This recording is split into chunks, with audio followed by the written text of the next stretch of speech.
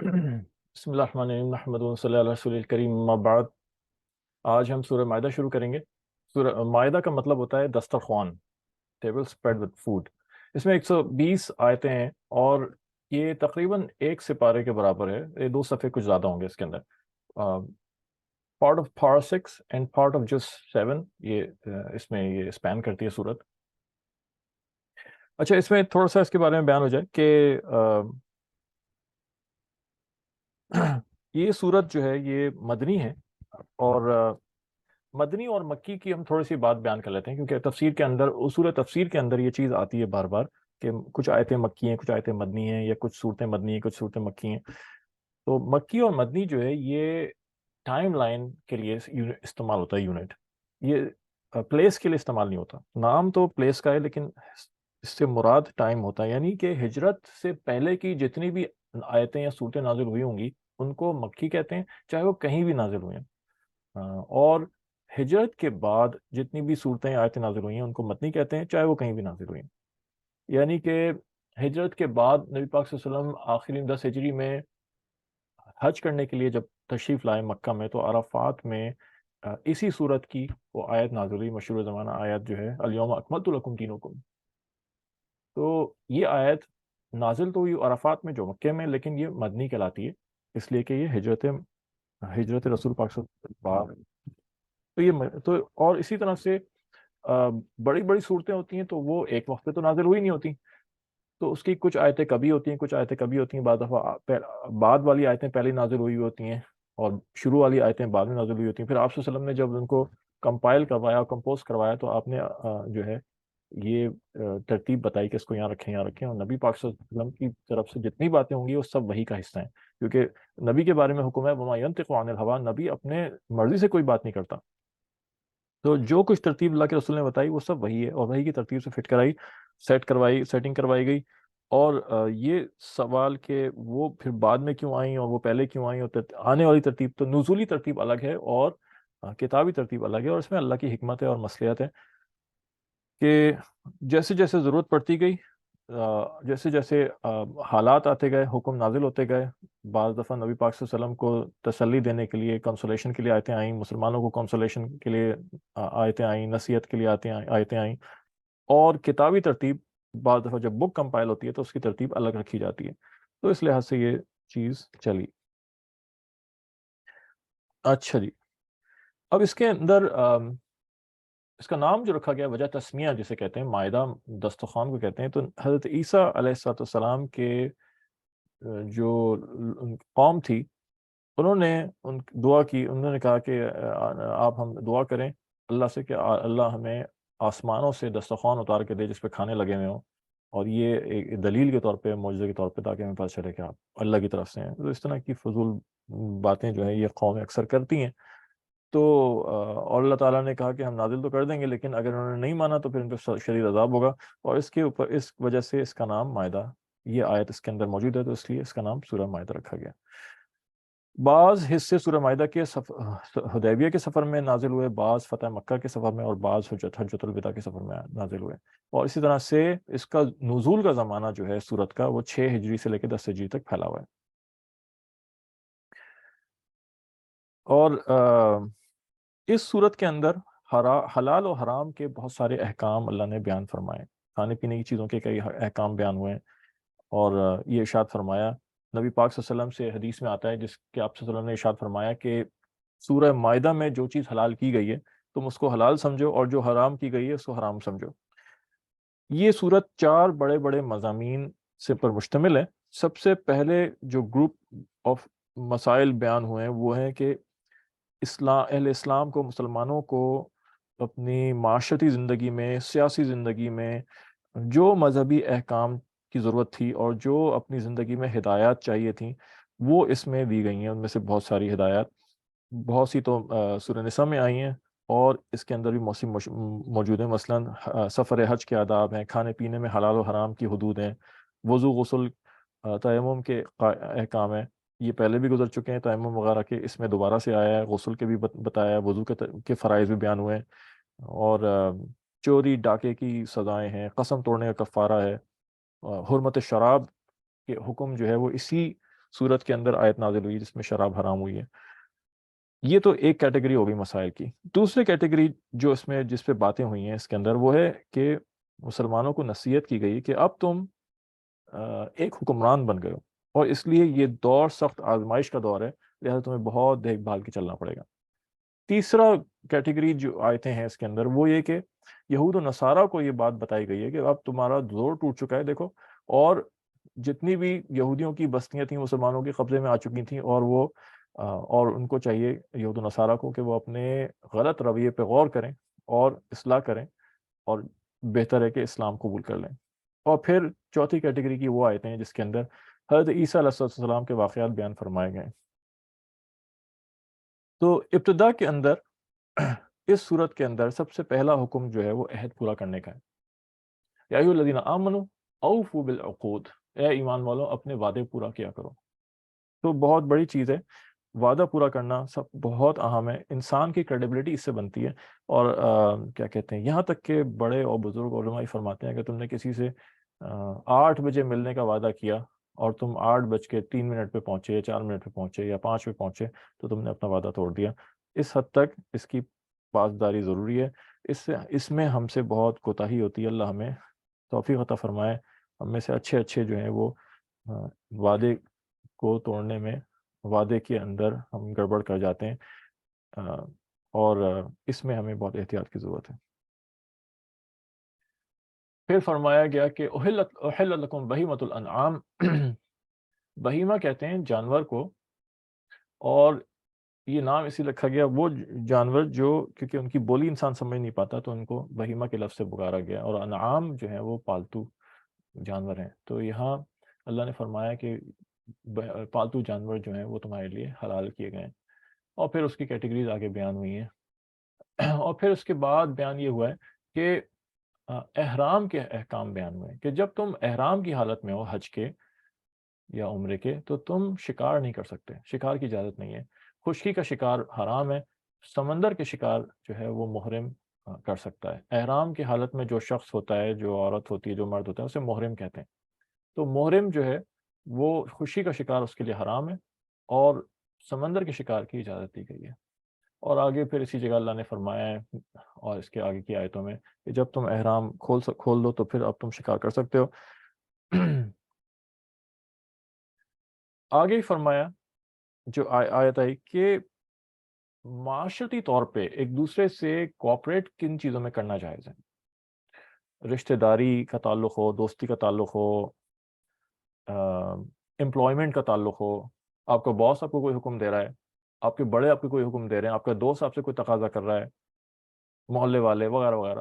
تو یہاں ایک اصول بیان کر دیا گیا کہ تم صرف اور صرف حلال چیزوں میں کوآپریٹ کر سکتے ہو، حرام چیزوں میں اجازت نہیں. تعاون علی البر والتقوی ولا تعاون علی الاثم والعدوان، نیکی اور تقوی کے کاموں میں ایک دوسرے کی مدد کرو، اور اگر وہ کوئی گناہ کے کام ہے جس میں وہ کوئی مدد مانگ رہا ہے تو تمہارے اوپر لازم ہے کہ تم اس کی منع کرو اس کو، اور اس کو رد کر دو.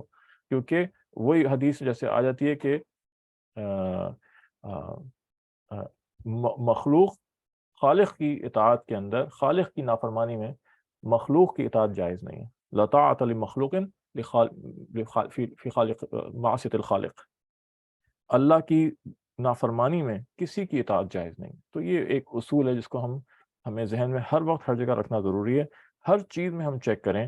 ہم بہت سی دفعہ ہم سمجھتے ہیں کہ شاید وہ جائز ہو، لیکن بہتر یہ ہے کہ ہمیں علماء سے تعلق رکھنا چاہیے، مفتیان کرام سے، فقہاء سے تعلق رکھنا چاہیے.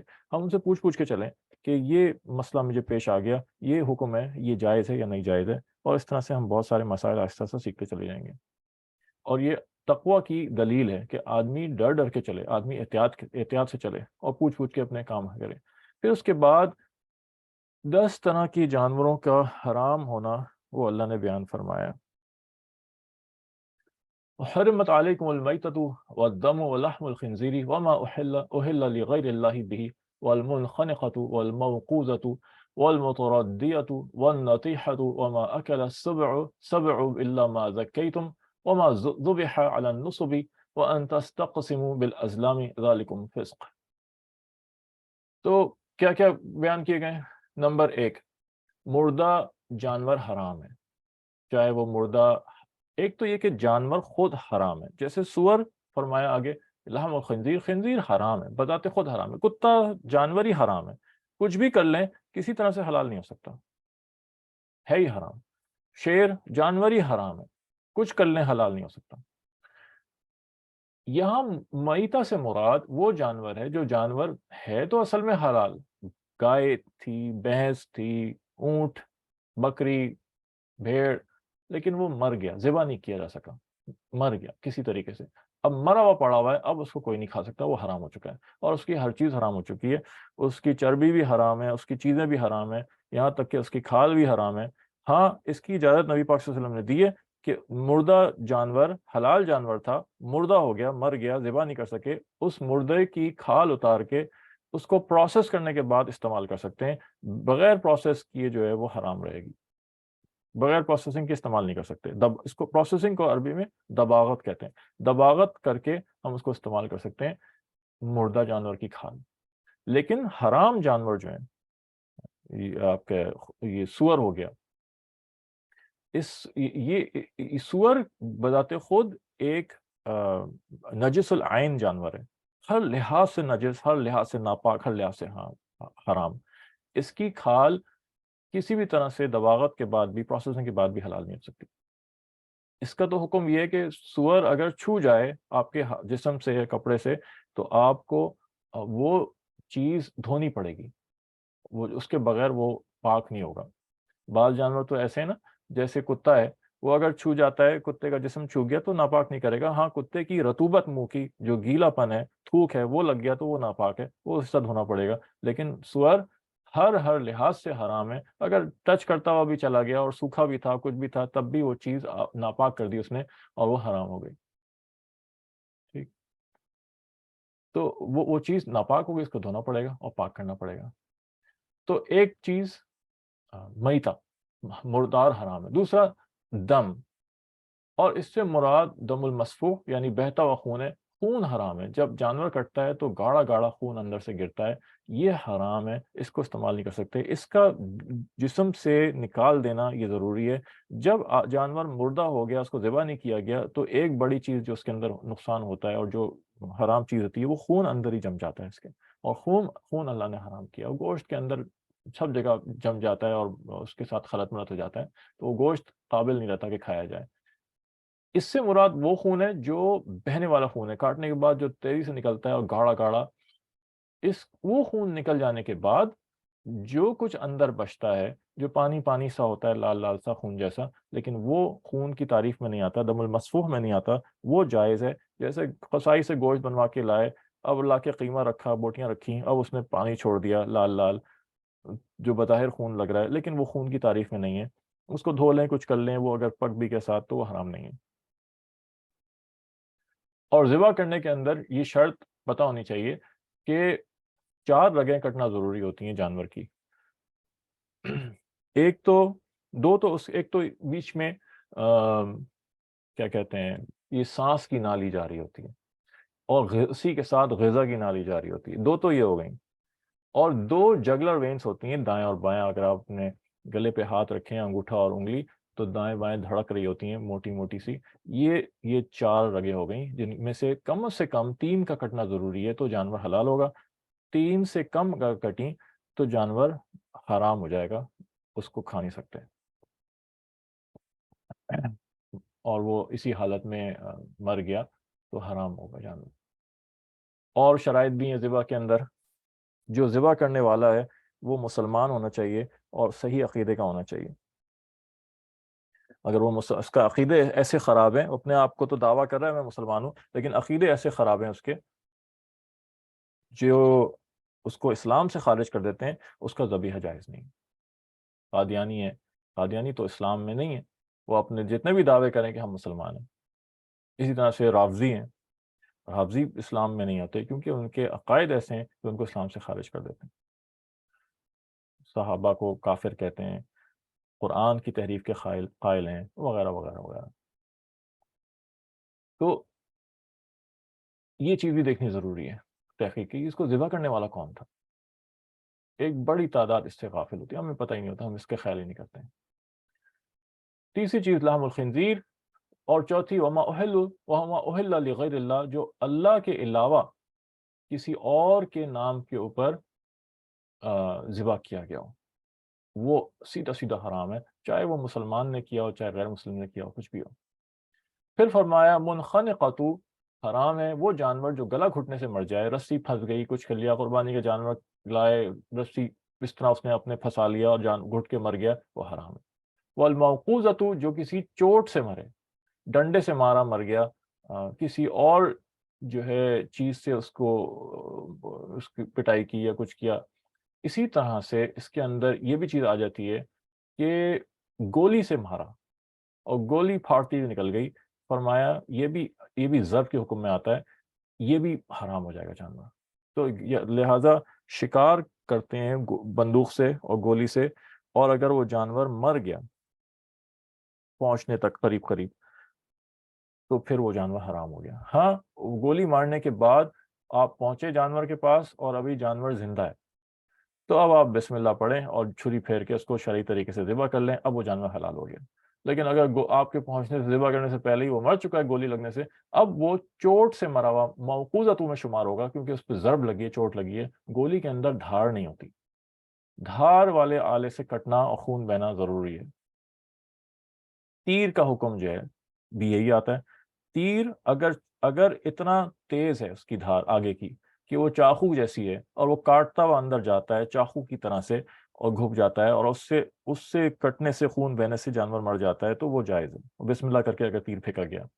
لیکن اگر تیر کے آگے کی دھار ختم ہوئی ہوئی ہے یا تیر کا کوئی ایسا حصہ ٹکرایا جس سے چوٹ لگی جانور کو اور وہ مر گیا، تو آپ نے چاہے بسم اللہ کر کے پھینکا ہو چاہے کس طرح پھینکا ہو، گولی چاہے بسم اللہ کر کے چلائی ہو، جانور جو ہے وہ حلال نہیں ہوگا۔ ہاں، اگر مرا نہیں ہے تو پھر ذبح کر لیں اس کو۔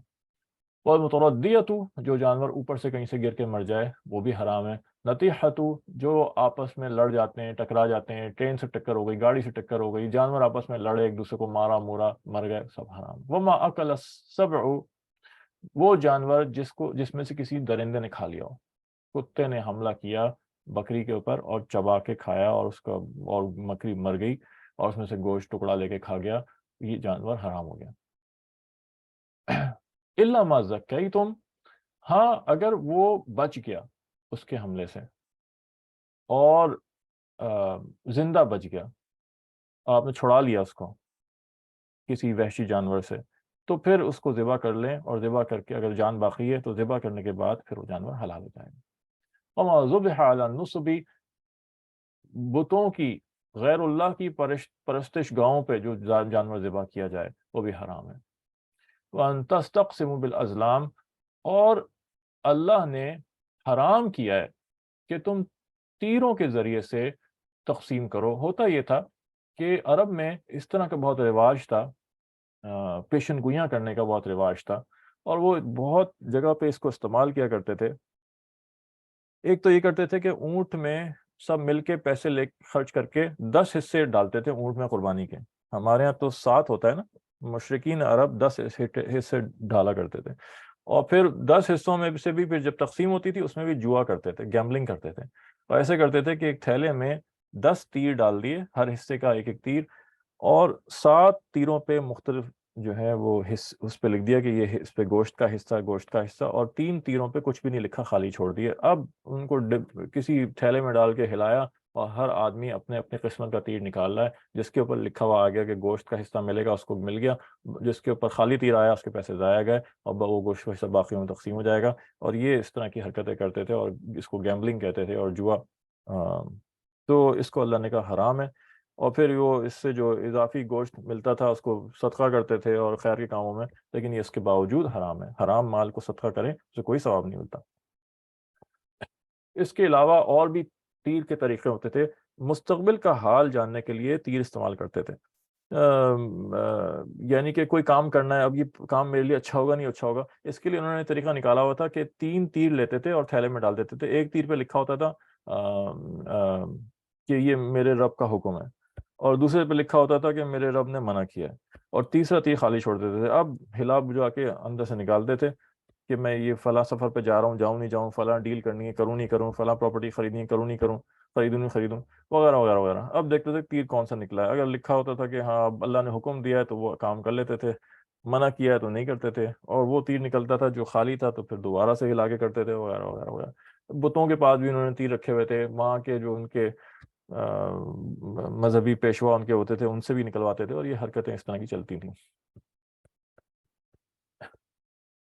تو ان ساری چیزوں کو اللہ نے حرام کہا ہے. اچھا, یہ جو حرام گوشت ہیں سارے, اس کا حکم یہ تو حرام ہے, لیکن اگر کوئی کسی کی جان جا رہی ہو, کھانے کے لیے کچھ نہ ہو اور مر رہا ہو, تو جان بچانے کے لیے صرف اتنے کوانٹٹی میں حلال ہے جتنے میں جان بچ جائے, اس سے زیادہ ایک لقمہ بھی حلال نہیں ہوگا. اچھا, واپس اسی کی بات آتے ہیں کہ نجومیوں کے پاس اور غیب کی حال, اس کو مطلقاً اس امت کے لیے حرام کہا گیا ہے. اور یہ فرمایا گیا کہ جو نبی پاک صلی اللہ علیہ وسلم نے فرمایا, جو شخص عراف کے پاس جائے, یعنی غیب کی خبریں بتانے والے کے پاس جائے, اور اس سے کسی چیز کے بارے میں مستقبل کے بارے میں سوال کرے, تو اتنا بڑا گناہ اس نے کیا کہ 40 دن تک اس کی نماز قبول نہیں ہوگی. اسی طرح ابو ہریرہ رضی اللہ عنہ سے روایت ہے, رسول اللہ صلی اللہ علیہ وسلم نے ارشاد فرمایا, جو شخص کسی کاہن, یعنی جو شخص غیب کی باتیں بتاتا ہے اور دعویٰ کرتا ہے کہ میں غیب کی باتیں, غیب کی تو کوئی نہیں بتا سکتا اللہ کے علاوہ, لیکن وہ دعویٰ کرتا ہے, یہ طوطے والے ہو گئے, اور یہ پتہ نہیں کیا کیا چڑیوں والے ہو گئے, اور یہ نجومی ہو گئے جو ذائچہ کھینچ کھینچ کے بنا رہے ہوتے ہیں, یہ سب حرام چیزیں ہیں. اور بیٹھے ہوئے جو ہے وہ نیوز چینلز اور ٹاک شوز, اور وہ پیشن گوئیاں نکلوا رہے ہوتے ہیں کہ جی سیاست میں کیا ہوگا اور فلاں کے بارے میں کیا مستقبل کی پیشن گوئیاں ہیں. سب حرام کام ہے, بچنا چاہیے. اس امت کے لیے اللہ نے مطلقاً بالکل حرام کر دیا. فرمایا, جو شخص کسی کاہن کے پاس آیا اور اس کی بات کو سچا بتایا, یا حیض کی حالت میں بیوی سے جمع کیا, یا اپنی عورت کے پچھلے حصے میں اپنی حاجت پوری کی, یعنی اینل سیکس کو حرام کیا گیا یہاں پہ, تو اس چیز سے بیزار ہو گیا جو محمد صلی اللہ علیہ وسلم پہ نازل ہوئی. اتنی بڑی بات فرمائی. حضرت قتادہ رضی اللہ عنہ جو تابعی تھے بہت بڑے, انہوں نے فرمایا, اللہ تعالیٰ نے ان ستاروں کو اس لیے نہیں پیدا کیا کہ ان سے ذائچہ بنا کے مستقبل کا حال بتائیں, بلکہ ان ستاروں کو 3 چیزوں کے لیے پیدا فرمایا. آسمان کی زینت بنایا, شیطان کے مارنے کا ذریعہ بنایا ہے, وہ جو فالنگ سٹار ہوتا ہے وہ شیطان کو مارا جاتا ہے اور شیاطین کو, اور راستہ دکھانے کے لیے علامتیں بنائی ہیں, ان سے نیویگیشن کے لیے اللہ نے بنایا ہے. جس نے اس کے سوا کوئی اور کام ان سے کیا اور لیا, اس نے بہت غلط بات کی اور اپنا نصیب ضائع کیا, اور جس کو نہیں جانتا تھا خواہ مخواہ اس کے جاننے کا دعویٰ کیا. اور اس کے بعد پھر یہ عظیم و شان آیت نازل ہوئی جو صرف اسلام کا خاصہ ہے. الیوم اکملت لکم دینکم واتممت علیکم نعمتی ورضیت لکم الاسلام دینا, کہ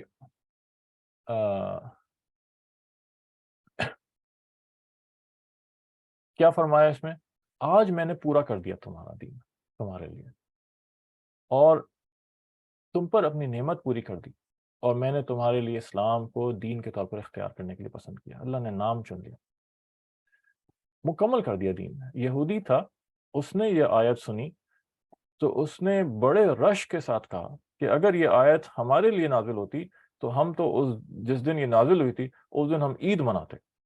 اتنی زبردست آیت ہے یہ جو تمہارے اوپر نازل کی گئی ہے, مکمل دین کی بشارت دی گئی. اور اس کا مطلب یہ کہ اب مزید ضرورت نہیں ہے کسی قسم کی امینڈمنٹس کی. یہ جو آدم علیہ السلام سے انبیاء آنے شروع ہوئے, اور پھر کتابیں آئیں اور صحائف اور بکلیٹس آئیں, اور ایک نبی کے بعد دوسرا نبی آیا, اور یہ سب اس لیے آئے کہ جو کام تھا وہ پورا نہیں ہوا تھا.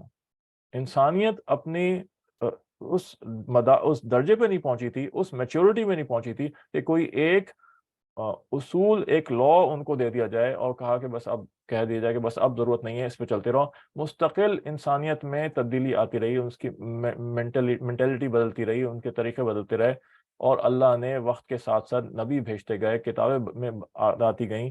عقائد ہر جگہ ایک تھے. دین کہتے ہیں عقائد کا نام, دین عقائد کا نام ہے, اور شریعت احکام کا نام ہے. سارے انبیاء ایک ہی دین لے کر آئے, اور وہ دین اسلامی تھا, وہ کہ ان کا نام وہ نہیں رکھا, لیکن نام دین تھا اسلام, عقائد وہی سارے تھے, توحید, رسالت, آخرت, اور انہی باتوں پہ ایمان تھا. لیکن شریعتیں الگ الگ تھیں, احکام وقت کے ساتھ ساتھ الگ تھے. جس قوم میں جتنا ٹیڑھ پن تھا اسی حساب سے ان میں سختی کی گئی, جہاں جس کی ضرورت تھی وہاں شریعت رکھی گئی, وغیرہ وغیرہ, یہ ساری چیزیں تھیں.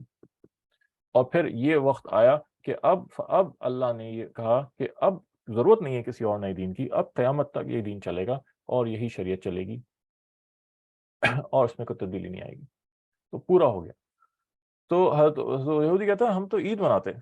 تو سیدنا عمر رضی اللہ تعالیٰ عنہ سے بات کرا تو سیدنا عمر فاروق رضی اللہ تعالیٰ عنہ فرماتے ہیں کہ ہاں ہماری بھی عید کا دن ہے، بلکہ ہماری تو دو عیدوں کا دن ہے. وہ مجھے یاد ہے کہ یہ آیت کب نازل ہوئی تھی. یہ فتح مکہ کے بعد جب نبی پاک صلی اللہ علیہ وسلم حج کرنے کے لیے گئے تھے عرفات میں، عرفات کی شام میں 10 ہجری کو عرفات کی شام میں یہ آیت نازل ہوئی.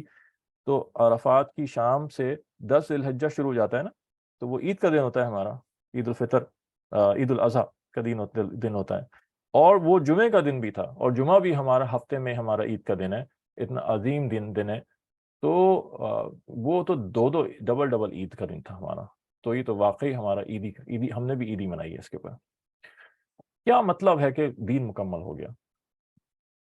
آپ صلی اللہ علیہ وسلم کے بعد کتنے ایسے مسائل، کیا وہ سارے مسائل قرآن میں موجود ہیں اور نبی پاک صلی اللہ علیہ وسلم کی سنتوں میں موجود ہیں؟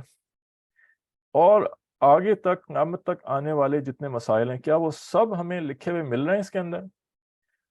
تو بہت سے مسائل اللہ نے قرآن میں بیان کر دیے، بہت سے مسائل نبی پاک صلی اللہ علیہ وسلم نے بیان فرما دیے، وضاحت کے ساتھ، صراحت کے ساتھ، صاف کلیئرلی. لیکن قیامت تک کے آنے والے مسائل اگر سب ایکسپلیسٹلی بیان ہوتے، ایک ایک کر کے بیان ہوتا ہے قرآن میں یا سنت میں، تو پتہ نہیں کتنی والیومز میں یہ کتابیں ہوتی ہیں. اور کہ ابھی بھی حدیث کی تو ابھی بھی کتنی والیومز میں، اور پتہ نہیں اور کتنی والیومز بن جاتی. یہ چیز مناسب نہیں تھی اور اس کو صحیح نہیں سمجھا گیا. ورنہ اللہ کی شان کے خلاف اللہ جو چاہے اللہ کر سکتا تھا.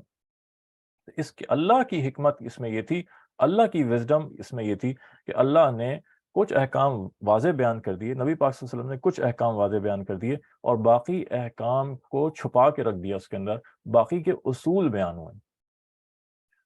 ان اصولوں سے احکام قیامت تک نکلتے رہیں گے. اور یہ اتنا جامع اور اتنا زبردست اور اتنا انٹلیکچوئل اور جینیس والا طریقہ ہے کہ وہ اصول، ایک ایک اصول سے پتہ نہیں کتنے کتنے احکام نکل آتے ہیں. دو تین اصول ملائیں تو ڈھیر سارے احکامات کی تفصیل اس میں نکل آتی ہے. اور یہ اصول سمجھنا اور ان سے احکام نکالنا، یہ ہر ایرے غیر نتھو خیرے کا کام نہیں ہے. ہر ٹام ڈک اور ہیری اس کو نہیں کر سکتا. اس کے لیے جینیس چاہیے ہوتا ہے. اور وہ ائمہ مجتہدین تھے جو جینیس تھے، جن کی جینیسنس آیتوں کے اندر سے اصولوں کو پکڑ لیتی تھی، حدیثوں سے اصولوں کو پکڑ لیتی تھی، اور اس اصولوں پہ رکھ کے نئے نئے مسائل کا حل نکالتے تھے. عقل حیران رہ جاتی ہے. پڑھے تو صحیح دلائل کبیر کے. علماء جو گزرے ہیں وہ کوئی علم میں کم تھے، پہاڑ تھے علوم کے. جس طرح انہوں نے قرآن کو سمجھا، جس طرح انہوں نے حدیثوں کو اور سنتوں کو سمجھا، جو انٹلیکچوئل اسکالرلی ڈبیٹس لکھی ہیں اور بحثیں ہوئی ہیں اور علم کے خزانے اندر موجود ہیں، کیا کوئی قوم کرے گی جو کام یہاں پر ہوا ہے؟ حدیث کے اوپر جو کام ہوا وہ تو آج تک کسی قوم نے نہیں کیا. حدیث کہتے ہیں خبر کو، خبر بھی حدیث کے لیے استعمال ہوتا ہے، نیوز آئٹم. اس کو جانچنے کا جو نظام بنایا ائمہ محدثین نے کہ سند اس کی کیسے چیک کی جائے، چیک کیسے کریں کہ کتنی ریلائبل ہے جو خبر ملی ہمیں. حدیث بھی خبر ہے، نبی پاک صلی اللہ علیہ وسلم کی طرف منسوب کی گئی ہے کہ آپ نے یہ بات کی. اب اس خبر کو کیسے چیک کیا جائے کہ اس پہ کتنا ریلائی کیا جائے، کتنا ٹرسٹ کیا جائے. جتنا انسانیت پہنچ سکتی تھی ائمہ محدثین وہاں تک پہنچے. اس سے زیادہ کام کیا نہیں جا سکتا. اور آج تک دنیا کے اندر کوئی یونیورسٹی ایسی نہیں ہے جس نے نیوز ویلیڈیشن اور ویریفیکیشن پہ ایسا کام کیا جو ائمہ محدثین نے کیا، اور 1300 سال پہلے اور 1200 سال پہلے کر کے چلے گئے، ختم کر دیا. اس کے بعد آج تک ضرورت نہیں پڑی کہ اس پہ کوئی نیا کام کیا جائے. مفسرین نے کام کیا، فقہاء، ہر فقیہ یاد رکھیں، ہر فقیہ محدث بھی ہوتا ہے. محدث کا کام ہوتا ہے کہ وہ حدیثوں کی جانچ پڑتال کرے، حدیثوں کی سند پہ بحث کرے، ان کی ویلیڈیشن پہ بحث کرے. اس حدیث میں جو مسئلہ بیان کیا گیا ہے یہ کام محدث کا نہیں ہے. قرآن اور حدیث سے لوگوں کے روزمرہ کے مسائل کا حل نکالنا یہ فقہاء کا کام ہوتا ہے، مفتیان کا کام ہوتا ہے. مفتیوں میں جو بہت اعلیٰ درجے کا علم حاصل کر لے اور بڑھ جائے اس کو فقیہ کہتے ہیں. اور فقہاء میں جو اعلیٰ درجے کو بڑھ جائے اسے مجتہد کہتے ہیں. وہ اجتہاد کر سکتا ہے، وہ ڈیڈکشنز کر سکتا ہے، نئے نئے مسائل نکالنے کی اس کو صلاحیت ہوتی ہے، اور وہ اس کا اہل ہوتا ہے. ہر عالم بھی اس کا اہل نہیں ہوتا، ہر مفتی بھی اس کا اہل نہیں ہوتا. تو پھر جس نے علم ہی نہیں سیکھا، 2 کتابیں نہیں پڑھی اس نے، وہ کہاں سے اہل ہو گیا کہ وہ اپنی رائے پیش کرے؟ یہ بات اچھے اچھے پڑھے لکھے اس میں جو ہے غلطی کر بیٹھتے ہیں۔ یہ سوچنے کی بات ہے کہ ہر لکل فن الرجال، عربی کا مقولہ ہے، ہر اسپیشلائزیشن کے لیے کوئی نہ کوئی ایکسپرٹ ہوتا ہے، ہر ایریا کا ایکسپرٹ ہوتا ہے، وہ اسی ایکسپرٹ کی ذمہ داری ہوتی ہے، اسی ایکسپرٹ کی تحقیق اور ریسرچ قابل قبول ہوگی۔ اس ایریا کا جو ایکسپرٹ نہیں ہے اس کی ریسرچ بھی کیسے قبول ہو سکتی ہے؟ میں بیٹھا ہوا ہوں، میں نے پی ایچ ڈی کیا ہوا ہے، میرا شعبہ کچھ اور ہے، میں کل کو میڈیکل سائنس میں ریسرچ کرنا شروع کر دوں تو میری ریسرچ کی کیا حیثیت ہے؟ 2 کوڑی کی ریسرچ، 2 کوڑی کی حیثیت نہیں ہوگی دنیا کی نظر میں۔ جو جس فیلڈ کا آدمی ہوتا ہے اسی کی حیثیت اس میں شمار ہوتی ہے، اور باقی لوگوں کے اوپر لازم ہوتا ہے کہ وہ اس کی بات کو مانے، اور اس لیے مانے کہ وہ ایکسپرٹ ہے، اس نے ایک عمر لگائی ہے، اس نے ایک اپنی اس نے وقت خرچ کیا ہے، اپنی جان کھپائی ہے اس کے اندر۔ تو یہ ایک عجیب گمراہی کی کیفیت ہماری چل پڑی کہ جی مولویوں سے نہیں سیکھیں گے، تو بھئی آپ مولوی بن جاؤ، آپ مولوی بن جاؤ، لیکن بنو تو صحیح، آپ پڑھیں کتابیں، 8 سال کا کورس کر لیں، آپ عالم بن جائیں، 2 سال اور کر لیں، مفتی بن جائیں، جو مرضی ہے، پھر جو آپ جو انڈرسٹینڈنگ آپ کی ہوگی اس وقت، اس انڈرسٹینڈنگ کو لوگ مانیں گے، کیونکہ وہ 8 10 12 سال لگا کے جو آدمی سیکھے گا، اس کو پڑھے گا، اس کی فہم میں، اور جس نے علم نہیں حاصل کیا اس کی فہم میں کیسے برابری ہو سکتی ہے؟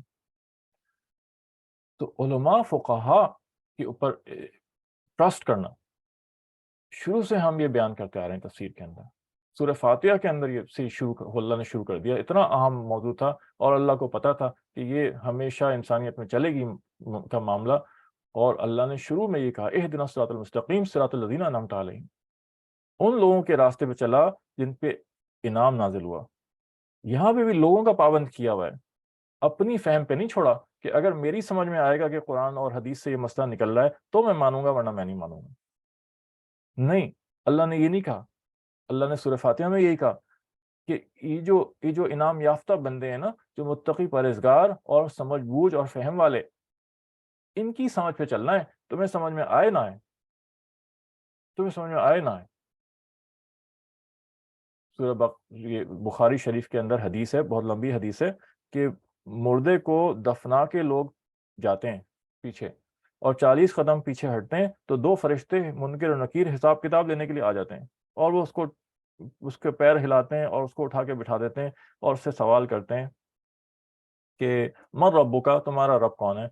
اور اگر وہ مومن بندہ ہوتا ہے تو جواب دے دیتا ہے ربی اللہ، اور پھر اس سے پوچھتے ہیں وما دینک کا، اور تمہارا دین کیا ہے؟ اور وہ کہتا ہے دینی الاسلام، اور پھر وہ پوچھتے ہیں وما تقول فی ھذا الرجل، نبی پاک صلی اللہ علیہ وسلم کے بارے میں پوچھا جاتا ہے اور وہ بیان کر دیتا ہے، اور پھر اس کے بعد اس کو سلا دیا جاتا ہے کہ سو جاؤ دلہن کی طرح سے، کہ پہلی رات کی دلہن کی طرح سے، اور اس کی قبر کو جنت کا باغ بنا دیا جاتا ہے، وغیرہ وغیرہ، اور تفصیل آتی ہے۔ پھر جو گناہگار بندہ ہوتا ہے اس سے پوچھتے ہیں من ربک، تمہارا دین کون، تمہارا رب کون ہے؟ تو وہ حدیث میں آتا ہے، وہ کہتا ہے ہا ہا لا ادری، وہ پریشان ہو کہتا ہے ہیں مجھے نہیں معلوم، ماں دینوں کا، دین کیا تمہارا؟ ہا ہا لا ادری، مجھے نہیں پتا ہے مجھے نہیں معلوم۔ اور پھر تیسرے سوال میں بھی یہ کہتا ہے، اور پھر اس کے اوپر پٹائی شروع ہو جاتی ہے اس کی، اور کہا جاتا ہے تم جھوٹ بولتے ہو۔ اور پھر جو فرشتوں کا جملہ نقل کیا اللہ کے رسول نے، وہ یہ وما دریتا ما دریتا وما تلیتا، نہ تو تم خود علم یافتہ تھے، نہ تو تم خود مجتہد تھے کہ خود قرآن اور حدیث میں فہم حاصل کر کے اس کو سیکھتے، وما تلیتا، اور نہ ہی تم نے کسی کی بات مان کے چلی تم۔ کتنے بڑا جملہ ہے، ہم آگے اس کو کیا کہیں، کتنا سمجھائیں اس بات کو، کہ غیر عالم کے اوپر عالم کی بات مان کے چلنا ہے۔ ہمارے ذمے، آپ کے ذمے صرف اتنی تحقیق ہے کہ جس سے میں علم لے رہا ہوں، جس عالم کی میں بات سن رہا ہوں، یہ عالم صحیح ہے کہ نہیں ہے، اس کا عقیدہ صحیح ہے کہ نہیں ہے، یہ مین سٹریم مسلمس میں ہے کہ نہیں ہے، یا یہ ایک جدید فرقوں میں سے کوئی فرقہ ہے، یا یہ کہ اس نے اپنی کوئی فہم لگا کے سب سے ہٹ کے کوئی بات نکال لی، جیسے ڈاکٹر کی تحقیق کرتے ہیں میرے بھائی کہ ڈاکٹر یہ ایکریڈیٹڈ یونیورسٹی سے پڑھا ہوا تھا کہ نہیں تھا، اور لوگوں میں اور دوسرے ڈاکٹروں میں اس کی کیا حیثیت ہے، یہ ایکسپرٹ ہے نہیں ہے، اتنا کرتے ہیں. کبھی کوئی جا کے کسی ڈاکٹر سے نہیں پوچھتا کہ مجھے تو تم نے یہ ڈائگنوز کیا ہے، یہ بتاؤ یہ صحیح تھا ڈائگنوسس کہ نہیں، اور تم دلیل دو مجھے کہ کہاں سے تم نے ڈائگنوسس کیا. ڈاکٹر تو کوئی سنتے نہیں یہاں پہ کسی طرح کی بات، کیسے برداشت کرے گا؟ آسٹریلیا میں ایک واقعہ ہم نے سنا، ہمیں بتایا کسی نے کہ ایک ایک اور ڈاکٹر کے پاس ڈاکٹر ایکس رے دیکھ کے کسی خاتون کو بیان کر رہا تھا کہ تمہارے ساتھ یہ مسئلے ہیں. وہ عورت اس سے بحث کرنے لگی کہ تم مجھے سمجھاؤ کہ تم نے اس میں سے کیسے سمجھائی مجھے. تو ڈاکٹر نے چڑھ کے یہ بات کہی کہ میں نے 20 سال لگا کے یہ چیز سیکھی ہے، میں تمہیں 5 منٹ میں نہیں بتا سکتا. تمہیں نہیں اعتبار تو تم کسی اور کے پاس چلی جاؤ. تو میڈیکل کو تو ہم اپنی ضرورت سمجھتے ہیں نا، لیکن دین کو ہم نے اپنی ضرورت نہیں سمجھا ہوا، اور شیطان ہمیں اس میں ڈال دیتا ہے، اس دھوکے میں ڈال دیتا ہے کہ نہیں نہیں، میں تو دین کو زیادہ ضرورت سمجھا ہے، اسی لیے تو میں خود سمجھنا چاہ رہا ہوں کہ دین کیسے نکالا ہے. میں تو ٹرسٹ نہیں کر سکتا، اتنی عام چیز ہے. میرے بھائی میرے بہنوں، یہ دھوکہ ہے شیطان کا. اس لیے کہ جان کو ہم نے زیادہ ضروری سمجھا ہوا ہے. آدمی جس چیز کو زیادہ ضروری سمجھا ہے سمجھتا ہے اس کے ماہروں کے اوپر ٹرسٹ کرتا ہے. کبھی ایسا نہیں کیا ہوگا کہ خطرناک بیماریوں کا علاج خود کر رہے ہوں بیٹھ کے، ہر ذرا سی چیز میں دوڑے چلے جاتے ہیں، جو ڈاکٹر بتاتا ہے چپ کر کے دم دبا کے استعمال کر لیتے ہیں. زیادہ سے زیادہ یہ کرتے ہیں، دوسرے ڈاکٹر کے پاس چلے جاتے ہیں، تیسرے کے پاس چلے جاتے ہیں، سیکنڈ اوپینین لے لیا، تھرڈ اوپینین لے لیا. کبھی کوئی ہمت نہیں کرے گا. کورٹ کیس اللہ نہ کرے کسی کا ہو جائے، زبردست مقدمہ ہو جائے، کبھی کوئی یہ ہمت نہیں کرے گا کہ میں خود لڑوں جا کے. بڑے سے بڑا وکیل کرنے کی کوشش کریں گے، اس لیے کہ اس کی اہمیت ہے. یہ شیطان کا دھوکہ ہے جو اس نے ڈالا ہوا ہے کہ دین میرے لیے اہم ہے. ہرگز اہم نہیں ہے. اگر دین ہمارے لیے اتنا اہم ہوتا تو ہم چپ کر کے علماء فقہا کی بات کو لے رہے ہوتے، اور ان کے اوپر ٹرسٹ کر رہے ہوتے، اور مین سٹریم مسلمانوں کی بات پہ چل رہے ہوتے. اور ایرا غیرہ نتھو خیرہ جو آج بیٹھا ہوا یوٹیوب کے اوپر اپنے خیالات جھاڑ رہا ہوتا ہے، ہم اس کی سن نہ رہے ہوتے اس طرح سے، بغیر چیک کیے کہ کہاں سے پڑھا ہوا ہے، کہاں سے اس کی تعلیم میں کیا ہے. حضرت عمر رضی اللہ تعالیٰ عنہ جب یہ ان کے سامنے یہ آیت اتری تو آپ رونے لگے. انہوں نے اس آیت سے یہ سمجھا کہ اب نبی کریم صلی اللہ علیہ وسلم اس دنیا میں تشریف نہیں رکھیں گے، کیونکہ نبی کی آمد کا مقصد یہی ہوتا ہے کہ دین مکمل کر دے، پہنچا دے لوگوں تک. اور چونکہ یہ ہو گیا، اس کا مطلب کہ اب نبی پاک صلی اللہ علیہ وسلم کی وصال کا اور روانگی کا وقت آ گیا. اور ہوا بھی یہی تھا کہ ایک ٹھیک 81 دن کے بعد نبی پاک صلی اللہ علیہ وسلم کا وصال ہو گیا. پھر اللہ نے فرمایا یسألونک ماذا احل لهم قل احل لكم الطیبات. صحابہ کا یہ جو ایک اور سوال تھا کہ آپ سے پوچھتے ہیں کہ کیا کیا چیز اللہ نے ہماری حلال کی ہے، تو آپ فرما دیں یہاں ایک اصول کی بات بیان کی کہ جو پاک چیزیں ہیں وہ سب حرام کرا دی، حلال قرار دے دی گئی، پاکیزہ چیزیں. تو کتنی قومیں آپ کو ملیں گی جو الٹی سیدھی چیزیں ایسی کھا رہی ہیں جو طبیعت خود دے کے گھن کھاتی ہے. چھپکلیاں کھائی جا رہی ہیں، سانپ کھائے جا رہے ہیں، مینڈک کھائے جا رہے ہیں، کیڑے مکوڑے کھائے جا رہے ہیں تل تل کے. عجیب چیزیں ہوتی ہیں. طبیعت انسان کی ایک سلیم الطبع، اچھے مزاج کا، اچھی طبیعت کا آدمی دیکھ کے گھن کھاتا ہے. تو یہ کچھ تو فطرت اور طبیعت خود ہی بتا دیتی ہے. تو اللہ فرماتے ہیں طیب چیزیں ہمیں حلال کی. اس کے بعد شکاری جانوروں کا پورا بیان ہوتا ہے کہ شکار کے لیے کس طرح کے جانوروں کو اور کیسے ٹرین کیا جائے، اور ان کی ٹریننگ کی کیا علامت ہے، اور کس طرح اس کو چھوڑنا چاہیے، وغیرہ وغیرہ. اور پھر اس کے بعد یہ آ گیا کہ احل اليوم احل لكم الطيبات وطعام الذين اوتوا الكتاب کتاب حل لكم وطعامكم حل لهم والمحصنات. اچھا، اب اہل کتاب کا کھانا فرما دیا گیا کہ اہل کتاب کا کھانا تمہارے لیے حلال ہے. کھانے سے مراد یہاں پہ گوشت ہے، ذبیحہ گوشت.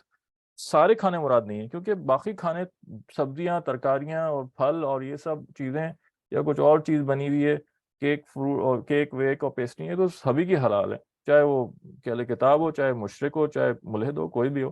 اصل تو بات گوشت کی آتی ہے کہ گوشت کو ذبح کیسے کیا گیا. تو یہاں فرما رہے ہیں اہل کتاب یعنی یہود اور نصارہ کا ذبح کیا ہوا تمہارے لیے حلال ہے، لیکن اس کے لیے شرط ہے. اور وہ شرط وہی ہے جو پیچھے بیان کی گئی ہے. یہاں دوبارہ سے میں دوبارہ اس بات کو بیان کروں گا کہ قرآن اور سنت سے اور حدیث سے احکام نکالنا کوئی خارجی کا گھر نہیں ہے کہ ایک آیت ہمیں یہاں مل گئی تو ہم نے اس کو پکڑ لیا اور اس کو پکڑ کے ہم نے بات کر دی. آگے پیچھے سے 10 جگہ سے اس کا ربط ہوتا ہے, پھر حدیثوں سے اس کی تفصیلات ہوتی ہیں, بہت تفصیل سے جوڑ کے سب کو نکل کے جو اس کے حکم نکلتے ہیں. تو ہر جگہ آگے پیچھے اب بیان ہو رہا ہے کہ احل لغیر اللہ, جو ہے اللہ کے علاوہ کسی کے نام پہ کوئی ذبح کیا ہوا بالکل جائز نہیں ہے, چاہے وہ کسی نے بھی ذبح کیا ہو, چاہے وہ مسلمان ہو چاہے وہ اہل کتاب ہو.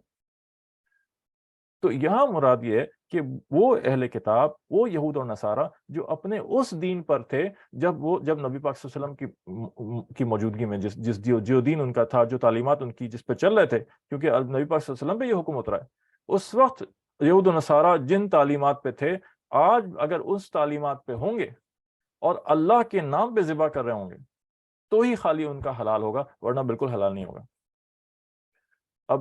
اب اس کو دیکھ لیں تو پتہ نہیں کتنے اور 10-20 ہزار سینکڑوں فرقے ان میں بن چکے ہیں, اور ایک بڑی تعداد تو اب یہود و نصارہ رہی نہیں. ہم تو رہے ہوئے نا, اور آپ میں سے بھی, سننے والوں میں سے بھی کتنے لوگ ہیں جو باہر ہی رہ رہے ہیں. تو ہمارا تو یہ کام ہوتا تھا, دعوت اور تبلیغ اور لوگوں سے ملنا, پوچھنا اور باتیں کرنا. ہم نے تو کتنے امریکنوں اور آسٹریلین سے ہم باتیں کی اور ہم پوچھتے تھے, اکثر سے ہمیں یہی جواب ملتا تھا کہ ہمیں کہ تم کیا دین ہے یار تمہارا, تم کیا دین ہے. وہ کہتا تھا مجھے میں پروٹیسٹنٹ, میری تربیت ایسی ہوئی ہے کہ میں پروٹیسٹنٹ ہوں, یا میری تربیت ایسی ہوئی ہے کہ میں فلاں فرقے کا ہوں. یہ جواب دیتا تھا. I was raised as such, میں پلا بڑا اس میں ہوں. تو میں پھر دوبارہ پوچھتا تھا لیکن تم ہو کیا, تم خود کیا ہو, تمہارا خود اپنا کیا عقیدہ ہے. پھر جواب آتا تھا میں تو کچھ نہیں ہوں. اور ہم کتنے سیدھے ہوتے ہیں. ہم سیدھے کیا ہیں, ہمارے نفس کی چالاکیاں ہیں کہ کھانے کا بھی کوئی موقع ہاتھ سے نہ جائے, کوئی لذتیں ہاتھ سے نہ جائیں. یہ سب نصارہ, یہود و نصارہ ہیں, یہ تو یہود و نصارہ کے ممالک ہیں, ان کا بھی ذبح کیا ہوا حلال ہے, ان کا بھی ذبح کیا ہوا حلال ہے. تو نہیں میرے بھائی, ایک تو وہ صحیح عقیدے پر ہوں, چل رہے ہوں, خالی ان کا اس گھر میں پیدا ہونا ضروری نہیں ہے بلکہ اس شخص کا عقیدہ کیا ہے, پھر ان کی تعلیمات وہ ہوں جو اس زمانے میں تھی, نبی پاک صلی اللہ علیہ وسلم کے زمانے میں ان کی تعلیمات, پھر انہوں نے اللہ کا نام لیا ہوا ہو. آج کون لیتا ہے اللہ کا نام؟ اس وقت تو اللہ کا نام لیتے تھے یہود و نصارہ بھی, مشرک بھی اللہ کا نام لے رہے ہوتے تھے. تو یہ شرط ہے ان کی. پھر ذبح کرنے کا طریقہ وہی ہو جو ہمارا ہے. اب تو یہ عجیب طریقوں سے ذبح کرتے ہیں. میں نے تو خود دیکھا وہاں کے سلاٹر ہاؤسز میں کس ظالم طریقے سے یہ لوگ ذبح کر رہے ہوتے ہیں. کوئی کرنٹ لگا کے مار رہا ہوتا ہے, کوئی کچھ کر رہا ہوتا ہے. عجیب میں نے چیزیں خود اپنی آنکھوں سے دیکھی ہیں. ذبح کرنے کا طریقہ بھی وہی ہونا چاہیے, اور اللہ کا نام بھی لینا چاہیے. پھر ان کی تعلیمات اور عقیدے وہ ہونے چاہیے جس وقت نبی پاک صلی اللہ علیہ وسلم کے زمانے میں تھے, تب ان کا ذبح کیا ہوا حلال ہوگا, ورنہ حلال نہیں ہوگا. اور آج کے زمانے میں بالکل بھی نہیں کہا جا سکتا کہ اپنے دین پر ہیں, یا ان میں سے اکثر ہیں ہی نہیں. بڑی تعداد اب بالکل دین سے ہٹ چکے ہیں, ان کا کوئی دین نہیں رہا, الا ماشاءاللہ چند ہوں گے, انگلیوں پہ گنے جائیں, جو کہیں گے کہ میں پریکٹسنگ کرسچن ہوں یا پریکٹسنگ جیو ہوں, ورنہ ہے ہی نہیں. اور عجیب فتوے مل جاتے ہیں. ہم آسٹریلیا میں تھے, ایک سعودیہ کے لڑکے سے دوستی تھی ہماری, جو ہمارے ساتھ تبلیغ میں لگا ہوا تھا, اچھی طبیعت کا تھا. اس نے ہمیں بتایا کہ یار ہمارے سعودیہ سے علماء آئے اور آ کے یہ فتویٰ دے کے چلے گئے کہ یہ تو اہل کتاب ہے, ان کا ذبیحہ جائز ہے, اور اس کے بعد دے دلا کے بھاگ گئے, واپس چلے گئے. کیسے لوگ ہیں, ان کو پتہ نہیں ہے, یہاں رہے نہیں ہے, نہ تحقیق کی, اور آ کے الٹی سیدھے فتوے دے دیے. دین ختم ہو چکا ہے ان لوگوں میں سے, سمجھ نہیں رہی ان لوگوں کو دین کی. اس وقت دین کا بڑا مرکز میرے بھائیوں یہ اللہ نے بر صغیر کو بنایا ہے. یہ مرکز بدلتا رہتا ہے. ہم سمجھتے ہیں کہ ان کے اوپر دین اترا تو یہ زیادہ, اور یہ عرب بھی بولنے والے ہیں, یہ زیادہ جانتے ہیں. یہ نہیں, تابعین کے زمانے کے اندر ہمارے پاس تو یہ نیریشنز موجود ہیں, اس کی روایتیں موجود ہیں پوری کہ تابعین کا زمانہ تو بہت زیادہ دور نہیں تھا نبی پاک صلی اللہ علیہ وسلم سے. نبی پاک صلی اللہ علیہ وسلم کے بعد صحابہ کے بعد تابعین کے زمانے کے اندر ہی دین کے بڑے منصب, بڑے فقہا, وہ سب عجمی آ گئے تھے, عرب ختم ہو گئے تھے. یہ تو کبھی موقع ملے گا تو ہم آپ کو سنائیں گے یہ روایتیں. تو یہ دین کسی کی ملکیت نہیں ہے, کسی کی اجارہ داری نہیں ہے اس کے پر. جو اللہ سے ڈر کے چلے گا اور دین کو اور متقوی پرہیزگاری اختیار کرے گا وہ دین کے اندر علم کے اندر آگے گزر جائے گا۔ اس طرح غیر ارسپانسبل قسم کے فتوے بہت ڈرنے والی بات ہے، ڈرتے نہیں ہیں، اللہ سے ڈر ختم ہو گیا۔ اور پھر اس کے بعد والمحصنات من المؤمنین، پھر فرمایا والمحصنات من الذین اوتوا الکتاب، کہ تمہارے لیے مومن عورتیں اور اہل کتاب کی عورتیں حلال کر دی گئی ہیں، تم شادی کر سکتے ہو، نکاح کر سکتے ہو۔ یہاں پہ شرط کیا لگائی گئی ہے؟ اس پہ پہلے بھی بات ہوئی، اس لیے دوبارہ بیان کر رہا ہوں، بات کر رہا ہوں، اس لیے کہ یہ مسئلے مستقل کے ہیں اور بار بار ان کے اوپر کھل کے بات ہونی چاہیے، تاکہ اللہ کرے ہمیں بات اللہ سمجھ آ جائے کہ پہلے کتاب کی عورتوں میں بھی سے بھی دیکھیں کیا شرط لگائی ہے، محسنات، پاک دامن ہونی چاہیے وہ، تب آپ ان کو وہ اپنے دین پہ رہتی ہوں اور دین پہ عمل کرنے والی ہوں، نصارہ صحیح العقیدہ ہوں۔ یہ آج والی نہیں ہے، جیسے میں نے ابھی بتایا کہ ایک اکثریت تو دین پہ ہے ہی نہیں، اس کو پوچھو تمہارا کیا عقیدہ، میرا کچھ نہیں ہے، ہاں میں فلاں کرسچن گھرانے میں پیدا ہوئی تھی یا ہوا تھا، تمہارا کیا عقیدہ ہے؟ نہیں، میرا کچھ نہیں۔ وہ نصارہ نہیں ہے، وہ یہود نہیں ہے، وہ اہل کتاب نہیں ہے، وہ بالکل فارغ ہے دین سے، وہ حلال ہی نہیں ہے کسی طریقے سے اس سے نکاح۔ دوسری شرط، ایک تو وہ اپنے دین پر ہو، دوسری شرط وہ محسنات ہو، پاک دامن ہو، اور جو وہاں رہ رہے ہیں ان سے کیا ڈھکی چھپی بات ہے جنہوں نے زندگی گزاری کہ ہائی اسکول سے نکلتے وہ سب کچھ کر چکی ہوتی ہیں، اور 10 سے اور 20 سے اور پتہ نہیں کتنوں سے ان کے تعلقات ہوتے ہیں۔ ایسی عورت کیسے جائز ہو سکتی ہے؟ اور کیسے ہم برداشت کریں گے کہ مرد کی غیرت کہاں گئی کہ وہ ایسی عورت کو منہ لگائے؟ ہاں اگر وہ مسلمان ہو جاتی ہے، مسلمان کر کے کریں، اس کو کرنا ہے تو اللہ سارے گناہ معاف کر دیتا پیچھے کے، اور دین کی محنت کریں، خالی یہ نہیں کلمہ پڑھا دیا بس فارمیلٹی پوری کر دی، خود بھی دین کی محنت کریں، اس پہ بھی دین کی محنت کریں، متقیہ پرہیزگار بنائیں، خود بھی متقی پرہیزگار بنائیں، جنت میں جانے والے اعمال کریں، جنت مفت میں نہیں ملے گی، وہ اجازت ہے، ان کی اجازت ہے۔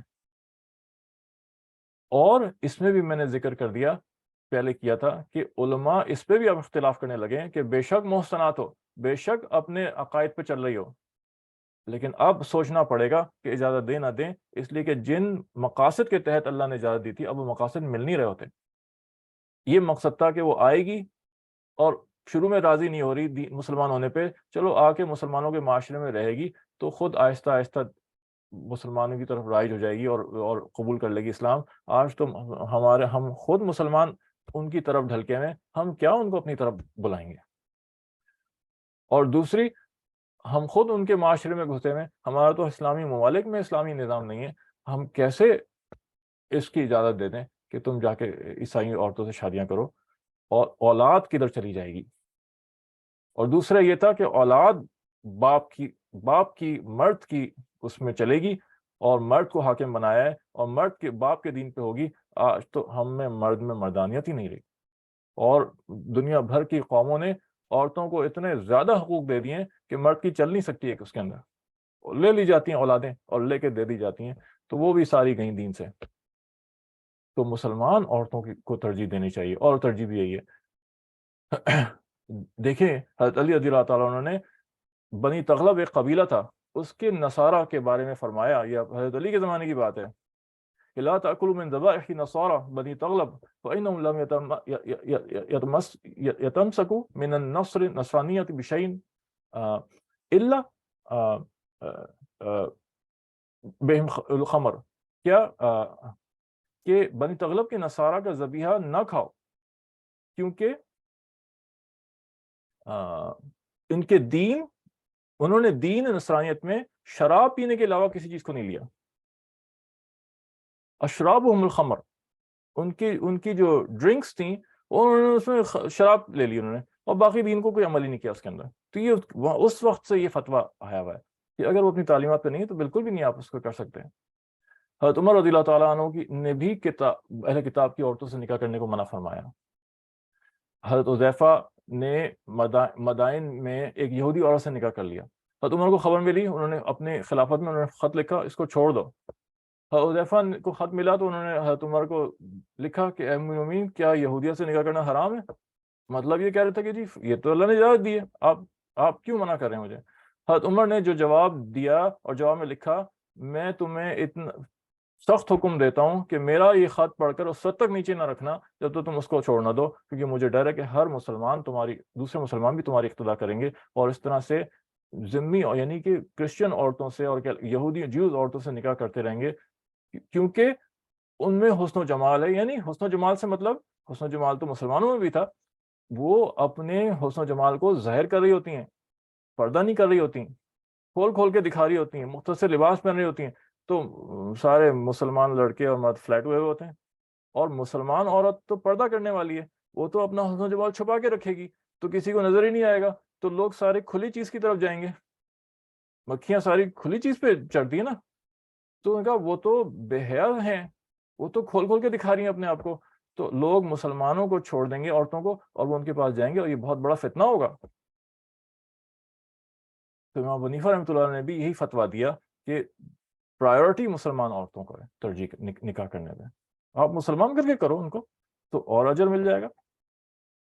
اگر یہاں پہ کوئی شخص اعتراض کرے کہ حضرت عمر رضی اللہ عنہ نے قرآن کریم کی حلال کی ہوئی چیز کو کیوں منع کیا، تو اس کا جواب یہ ہے کہ انہوں نے حلال کو حرام نہیں قرار دیا، انہوں نے کہیں نہیں کہا کہ حرام ہے، بلکہ حکمت کے تحت انہوں نے کہا کہ بہتر نہیں ہے یہ، اور پرائیورٹی نہیں ہے، اور قرآن میں بھی پرائیورٹی نہیں دی گئی، پرائیورٹی قرآن میں بھی مومنات کو دی گئی ہے۔ قرآن میں جو ترتیب آتی ہے اس ترتیب کی بہت اہمیت ہوتی ہے، پہلے کس چیز کا ذکر کیا بعد میں کس چیز کا ذکر کیا، اس سے احکام بدل جاتے ہیں۔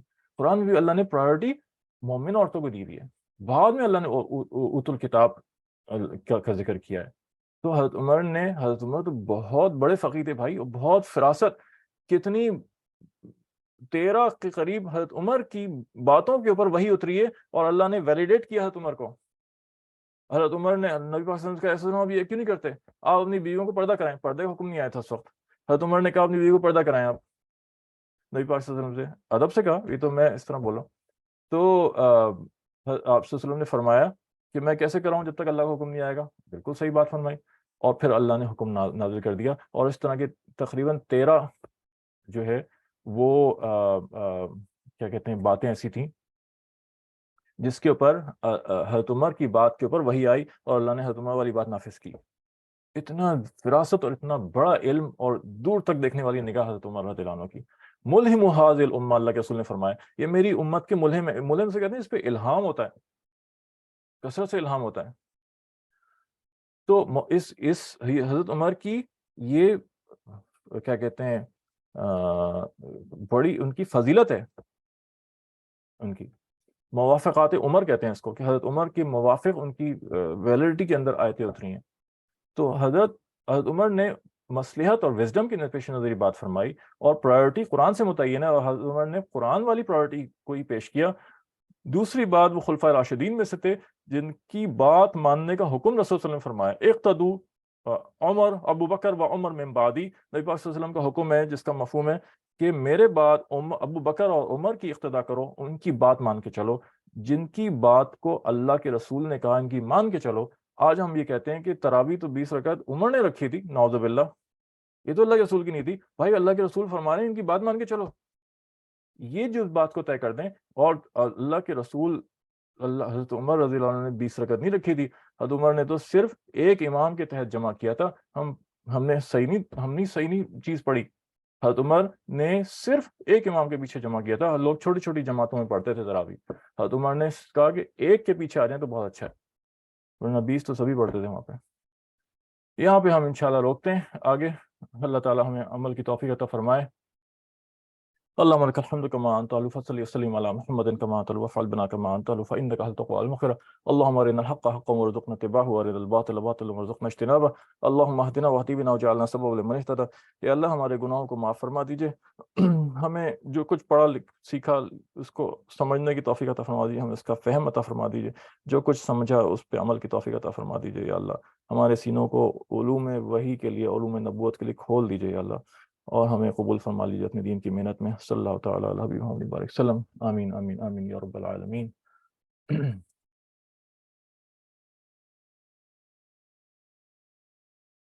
سوال کچھ آئے ہوئے ہیں، اس کو دیکھ لیتے ہیں۔ With regards to cooperation in halal things only, today I was asked to write a check for car insurance on behalf of my father-in-law. Should I write it or not? Because I know insurance is haram. جی اس میں یہ کسی مفتی سے اور پوچھ لیجئے، تحقیق کر لیجئے. سودی ٹرانزیکشنز کے اندر جو چیزیں ہوتی ہیں اور اس میں سائن کرنا اور اس کو ویلیڈیٹ کرنا، وہ ساری چیزیں جو ہیں اس کو حرام ہے کہ سودی ٹرانزیکشن کسی بھی چیز میں اس میں. تو باقی یہ دیکھ لیں آپ کہ کار انشورنس اب اگر یہ کوئی باہر رہتے ہیں تو لا قانون جو ملک کا کہتا ہے وہ مجبور کرتا ہے، اس کی حد تک اجازت دی گئی ہے ہمیں. مثال کے طور پہ وہاں کا امریکہ، آسٹریلیا، ان کے قانون میں تھرڈ پارٹی انشورنس لینا لازم ہے. اگر آپ نہیں لیں گے تو آپ جرم کر رہے ہیں. تو علماء نے پھر اس کی اجازت دی ہے کہ آپ وہ انشورنس لے لیں، لیکن کمپریہنسو کو منع کیا گیا ہے کہ پھر وہ غیر ضروری چیز ہو جاتی ہے، وہ اس کی اجازت نہیں ہے. تو لہٰذا ہم تھرڈ پارٹی انشورنس لے لیتے ہیں اور اس حد تک جائز ہے، اور اس کے لیے چیک لکھنا بھی جائز ہے، سب کچھ ہے. اچھا، falling star, we explain more about falling star. Falling star یہ آگے بھی صورتیں آئیں گی اس میں بھی انشاءاللہ. یہ آخری جو اس کے اندر بھی آئے گا. یہ جو فالنگ اسٹار ہے اس کو ہمیں یہی تفسیر اس کی بتائی گئی کہ شیاطین جو ہیں وہ آسمانوں میں جاتے ہیں اور وہ فرشتے جو ہوتے ہیں ان کو بھی دیکھتے ہیں. یہ ساری مخلوقات ایک دوسرے کو دیکھ رہی ہوتی ہے، ہمیں نظر نہیں آتے. تو فرشتوں کو جو احکامات ملتے ہیں اللہ کی طرف سے، وہ کان لگا کے سننے کی کوشش کر رہے ہوتے ہیں جن. اور پھر وہ آتے ہیں، پھر یہ جو کاہن لوگ ہوتے ہیں انہوں نے جنات کو قبضے میں کیا ہوا ہوتا ہے، ان سے دوستیاں کی ہوئی ہوتی ہیں. وہ جنات تھوڑا بہت جو انہوں نے فرشتوں سے سنا ہوتا ہے وہ ادھر ادھر کی باتیں بتاتے ہیں اور اس میں بہت سارے اپنے جھوٹ ملا کے بتا دیتے ہیں. اور فرشتے ان جنات کو بھگانے کے لیے جو ہے یہ اسٹیرائڈس، جو اسٹیرائڈس ہوتے ہیں، یہ شہاب جسے کہتے ہیں، ان کو مارتے ہیں اور یہ ہمیں اس طرح ٹوٹتا ہوا گرتا ہوا نظر آ رہا ہوتا ہے. یہ ہم تک بات پہنچی اور ہمیں اتنا ہی اس کے بارے میں معلوم ہے. How can you find that easily as it is very difficult knowing that to عقیدہ. اچھا، یہ میں سمجھ نہیں پا رہا کہ کس میں کب میسج آیا تھا یہ. تو یہ دوبارہ سے انشاءاللہ پھر اس کو آپ بیان کر دیں کہ کیا مقصد ہے، پھر ہم اس کو جواب انشاءاللہ دیں گے. وآخر دعوانا الحمدللہ رب العالمین.